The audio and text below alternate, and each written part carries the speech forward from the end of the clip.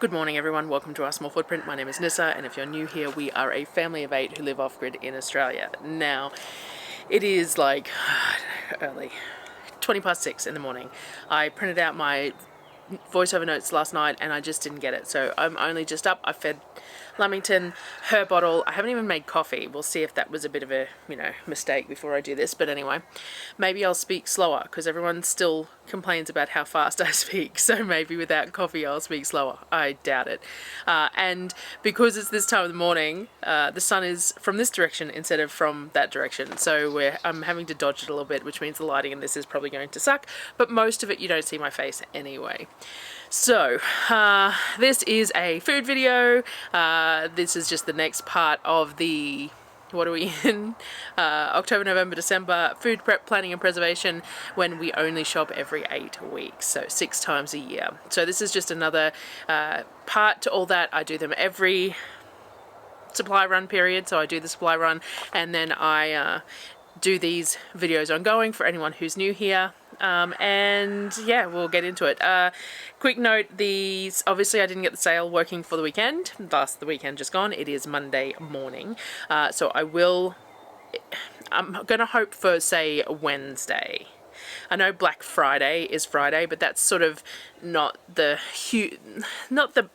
biggest purpose for the sale. It's just an excuse, but I have the last few bits and pieces to do. I did some tie-dyeing of some baby jumpsuits because people were asking about smaller sizes, so I did some tie-dyeing of those and I'm going to finish them off today and things like that. So what I'll do is I'll put a video out in the morning of the day that I'm going to launch it, of the evening, and I'll also send out a newsletter, and hopefully we'll catch everyone who's interested in getting stuff, and I can sell off some of this extra Christmas stock that I've got and it'll go well. We'll see how it goes, but I'll let you know. So it is Monday.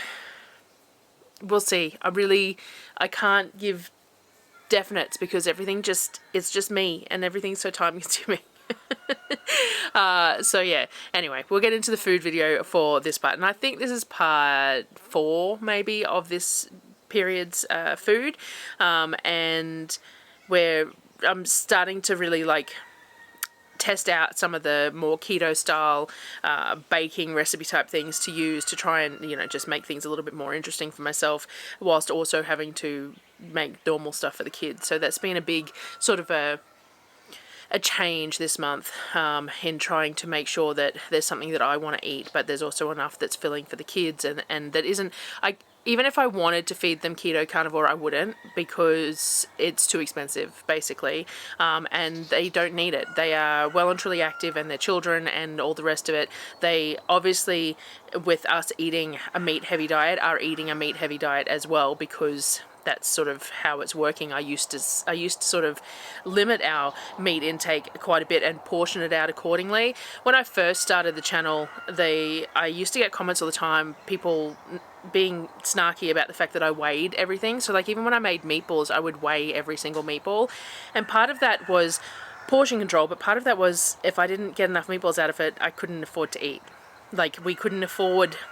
We were down to the very last dollar of every shopping trip. I used to have to take a calculator to make sure that I, got enough food for everyone. So I worked out the portion sizes that were required for health purposes and made sure that we had enough of that, and then I had to portion out everything accordingly. I don't have to do that anymore. YouTube and at the time I only had the typing, Darryl wasn't working, and all these little side hustles, the shop and everything else, has allowed me to be far more flexible on portion sizing and things like that. Now obviously for the children I still control portions to a degree because they're children and we have a couple on the spectrum who would eat for the sake of eating, but at the same time I was still controlling meat portions because they were expensive. Now because we're buying a lot more meat, Darryl and I are cooking up roasts and pressure cooking things and stuff like that. The kids have access to all of that because I'm not going to stop them, but I'm also trying to give them some carbs alongside it as fillers because it's cheaper, but also because they're very active and I think that that's the right thing to do for their diet. So anyway, that was a bit of a squirrel. So yes, it's been a bit of a learning curve getting the food appropriate so that there's enough portion sizing for Darryl and I, who we are eating smaller portions without the carbs in there. I have noticed that, which everyone said would happen. So that, but figuring out those portion sizing, but also making sure that the kids have enough of everything as well. So that it's been a bit of a balancing act. Anyway, we'll get into this portion of this part 4 or whatever of the food prep, planning and preservation when we only shop 6 times a year, and enjoy. So we got the meat online order the other day. I put it out in a video, and one of the things that I bought was a 20 kilo box of chicken tenders. So it's 4 5 kilo bags of chicken tenders. So you have to defrost 5 kilos at a time, which is fine because 5 kilos of chicken doesn't actually go across that many meals for 8 people. But also it can be cooked and then refrozen, so that's neither here nor there. Now, one of the things I used to always make was buttermilk chicken or KFC style chicken, things like that, when I was doing bulk chicken processing. And that's something that Darryl and I can't have anymore. So I looked up some different options for crumbing for carnivore keto style food, and one that I found sounded interesting, which had the pork panko crumbs, the pork rind crumbs, mixed with gelatin and egg white powder. So what I did was I mixed up a bag of the pork panko that I'm buying is a 450 gram bag, and it's about $15 for the bag. Now, it's not strictly carnivore because it has some canola oil in it, and on the site there's a lot of people who don't like that, but the option to buy stuff that is cooked in lard and stuff, there is somewhere that sells it like a bulk 1 kilo, but it's like $90 for the kilo, and I just, considering we don't even know how much we like things done with the pork panko, it wasn't within the scope of my budget. Now, maybe next time I buy some, I will try that one as a comparison because it's a lot better for me, but I also don't have a huge problem with seed oils. I know a lot of people do, but I am not overly concerned about them in moderation. It's for the cost factor. I am happy to take that on the chin. So that's my stance with that. So I mixed up the container of it using the 450 gram bag of pork panko. Now, it probably should have, because I thought that this would be great just to have it in a container to use at other times. I should have ground up the panko a little bit smaller. There is some large chunks in it in this particular brand bag, and the problem with those is that the bigger chunks tend to burn a little bit, and you get a little bit of a taste of that burnt pork rind, so I should have powdered it up a little bit more. I will do that next time. I mixed a little bit of cream with an egg to dip the chicken in first, and then into the crumb mix. So these were tenderloins, as I said, it's a 5 kilo bag of tenderloins, and I fried them off in a little bit of a ghee. Now, as I said, there was a very slight burnt taste on that panko. I think part of it was the size of the panko, and cooking it just a little bit too long. So I'm going to try with the temperature down a little bit on that ghee.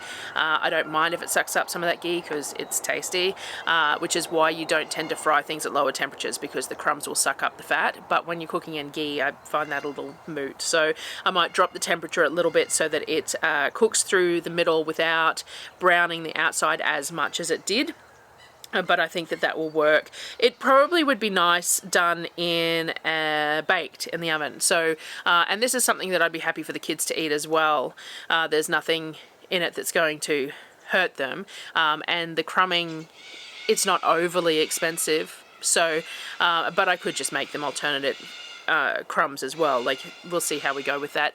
They still probably like the buttermilk chicken. I can probably do a big batch of buttermilk chicken and freeze it like I normally do as well. But it was tasty. It was just had that little bit of a burnt flavour from the oil and the pork panko. Now, the tenderloins are one of those things that's just easy. So they're food that you see on a plate that you think you're going to need more of. So we ended up with leftovers for that because I cooked far too much for a meal.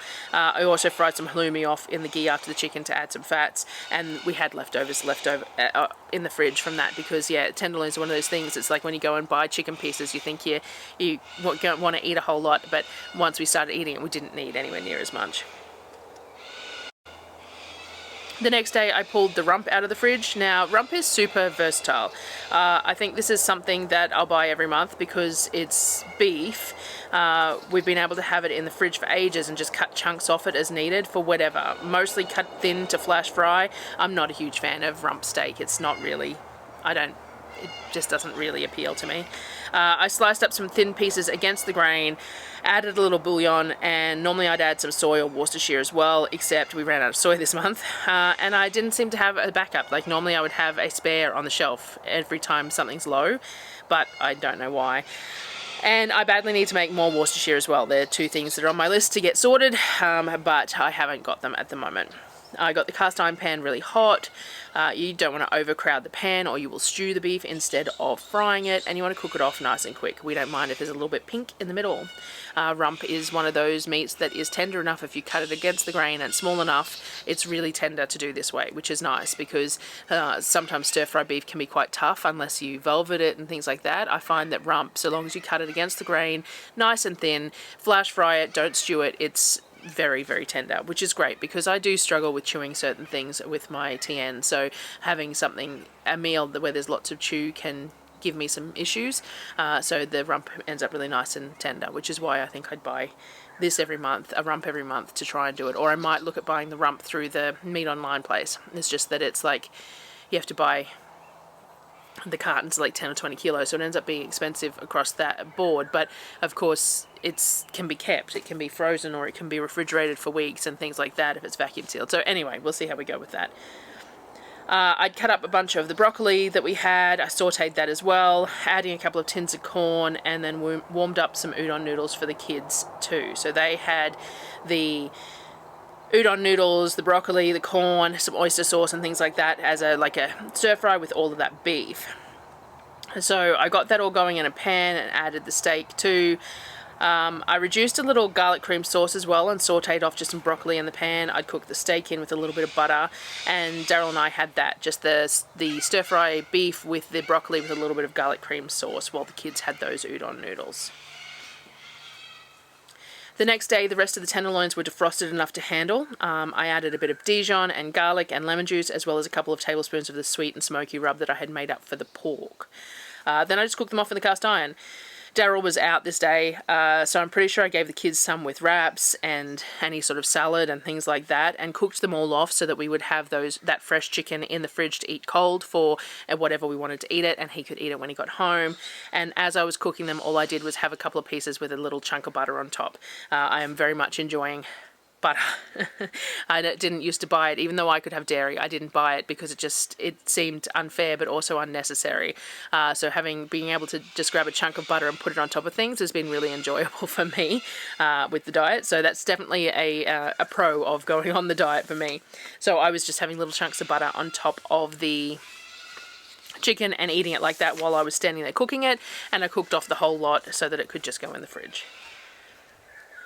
One of the next things I had to work on was pork roast, so I decided to do something simple with it and just use the stovetop pressure cooker. So I cut up a few onions for the bottom. This will keep the pork up off the bottom of the pan, and then cut half the roast into big chunks. I removed the rind, put them into the pressure cooker with about a quart of water, some spices, some salt, some pepper, some smoked paprika, things like that.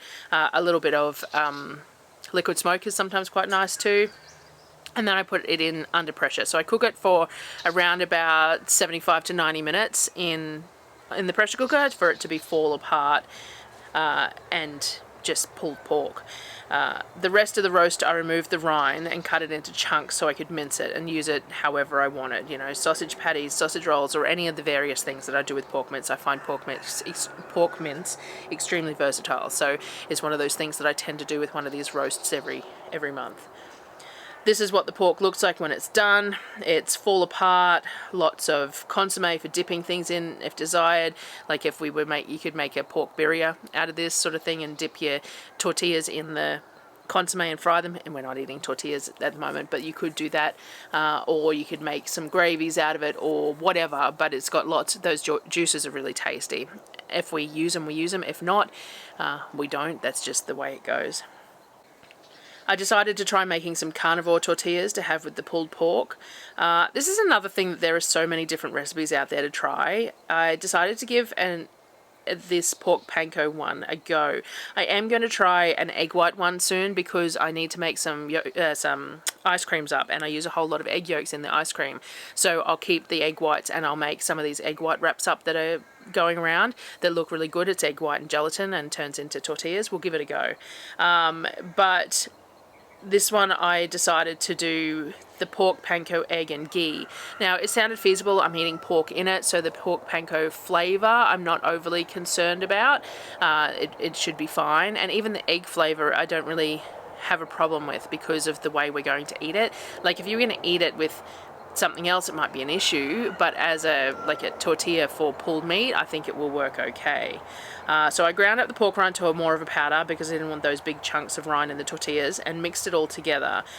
I went by the ratios initially, so I googled a bunch of recipes and went by the ratios initially, but the batter seemed far too thick. I couldn't really get it to spread out like a thin tortilla, even more so with the second one.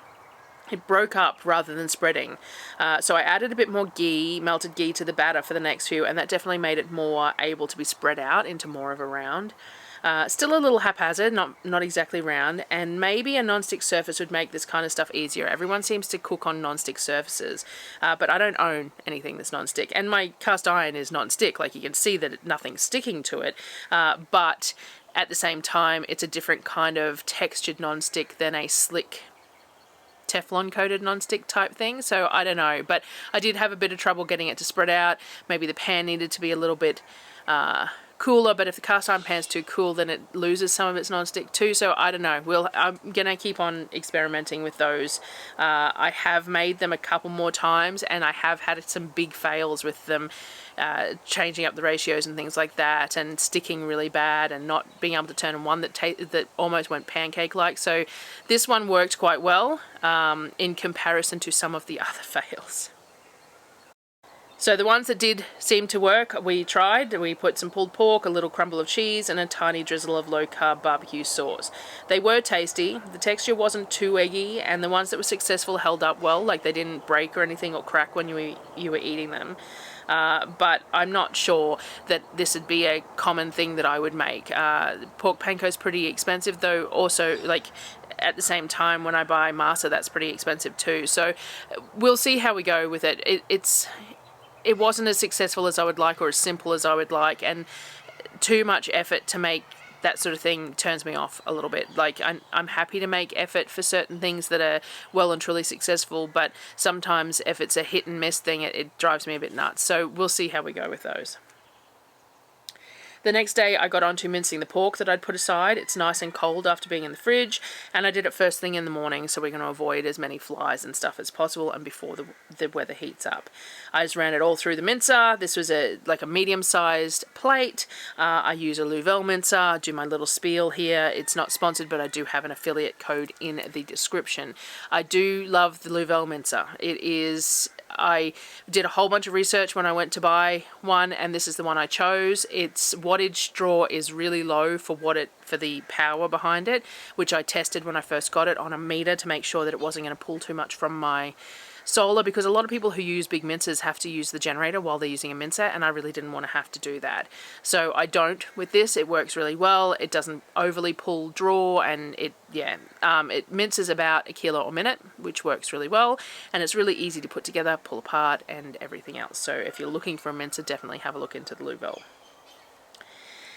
I then seasoned it with a basic breakfast sausage flavours. So lots of sage, a little bit of the brown sugar monk fruit alternative, a bit of garlic, salt, pepper, and I did use a bit of, I can't think of the name of it off the top of my head for some reason. A citrusy spice that I use in my bacon seasoning. I will put it up on the screen. I'll go back in and check the jar. For some reason I'm having a mind blank on what it's called. But anyway, to add a little bit of that sort of a citrusy, lemony type flavour to it as well. And I did a few drops of maple essence as well. So I had some Now Foods maple essence that I had used to make faux maple syrup, so I used that in the breakfast sausage as well. I emulsified it all a bit and then measured out some balls for sausage patties. I decided to try some carnivore pancakes to go along with it. Again, there are so many different recipes out there that I picked one to try and we'll tweak from there. These ones involved whipping the egg white stiff, adding in some gelatin while they were whipping, mixing the egg yolks with some collagen, and then folding it together. So I cooked the sausage patties off in one pan while I cooked the pancakes in the other. The batter was very fluffy, and they were super high when placed in the pan, gaining a lot of height as they cooked, very much like sort of little soufflés. I didn't flavour these at all. So they were just plain, just egg basically. I served them with some cheese and sausage patties and just a bit of butter on the pancakes. As I said, the pancakes were very souffle-like. They were very light and fluffy and melt in your mouth, fairly tasteless, slightly eggy, and kind of that odd texture that sort of, you know, airy, that when it hits your tongue it dissolves. But very nice. Darryl really liked them and said he'd totally eat them again, so that was pretty much a success, and it worked. It was a simple process. Of course, it had to have 2 bowls and all that sort of thing, but that's why I have a KitchenAid.